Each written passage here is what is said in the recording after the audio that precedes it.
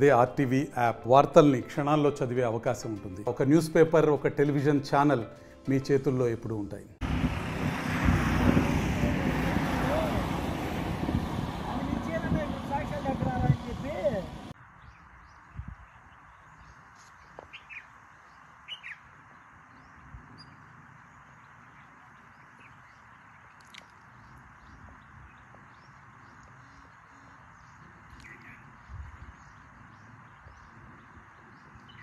నా పేరు K Ramesh, forest beat officer, Kukatlapalli beat.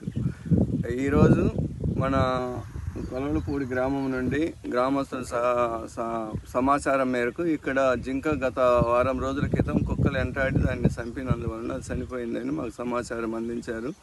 దాన్ని మేము వెంటనే తెలుసుకొని ఈ ప్రదేశంలోకి వచ్చి వెటర్నరీ డాక్టర్ గారిని కూడా పిలిపించి దాని పోస్టర్ మార్టం చేయించి మేము ఈ ప్రాంతంలో కూడా ఈ కొండలు ఉండటం వల్ల వాటికి ఉండటానికి కూడా మంచి వాతావరణంగా ఉన్నందువలన వన్యప్రాణులు ఎక్కువగా ఈ ఏరియాలో సంచరిస్తున్నాయి.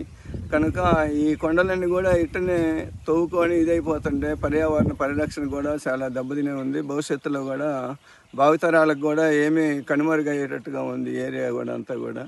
కనుక దయచేసి ఈ గ్రామస్తు ప్రజలు కూడా ఈ కొండను ఫారెస్ట్లో కలుపుకోమని కూడా వాళ్ళు చాలా ప్రోత్సాహంగా ఉన్నారు. మేము కూడా వాళ్ళకి చెప్పింది ఏంటంటే, మీరు రిజర్వేషన్ రాసి రెవెన్యూ వాళ్ళ ద్వారా మా పై అధికారులకు పంపిస్తే మేము కూడా మా చేతనైన వరకు మేము ట్రై చేసి దాన్ని ఫారెస్ట్లో కలుపుకునే దానికోసం మేము ప్రయత్నం చేస్తాము.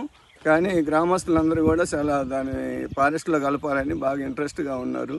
అది ఇట్టనే ఉంటే అన్యాక్రాంతం అయిపోతుందంత, గ్రావెల్ దవ్వుకనంత ఇదైపోతుందని, రాబోయే భవిష్యత్తులో కూడా పిల్లలకి అది కనుమరుగయ్యేటట్టుగా ఉందని, వాతావరణం కూడా చాలా దెబ్బతినేటట్టుగా ఉందని వాళ్ళ గ్రామస్తులు కూడా కోరుకుంటున్నారు.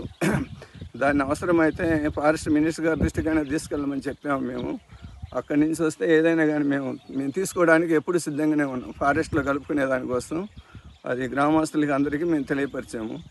ఈరోజు గ్రామస్తులకు కూడా మేము తెలియపరిచేది ఏంటంటే, ఈ ఏరియాలో ఎక్కువ వన్యప్రాణులు ఉన్నాయి, కానీ వీటిని ఎవరు వాటిని ఏటాటం కానీ ఏదైనా చేస్తే మాకు వెంటనే తెలియపరచండి అని సమాచారం ఇస్తే మేము వెంటనే వాళ్ళపైన యాక్షన్ తీసుకుంటామని వాళ్ళ గ్రామస్తులు కూడా తెలియపరిచాము.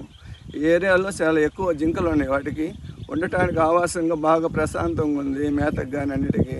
అందుకని ఏరియాలో ఎక్కువగా వన్యప్రాణులు ఎక్కువ సంచరిస్తున్నాయి. గతంలో కూడా ఇక్కడ కొండ సిలువలు 2-3 చంపేయడం కూడా తెలిసింది. దయచేసి ఈ కొండన చిరుతుకులుంది కూడా గతంలో మాకు ఒక 4-5 సంవత్సరాల క్రితం కూడా మా దృష్టికి తెలిపారు.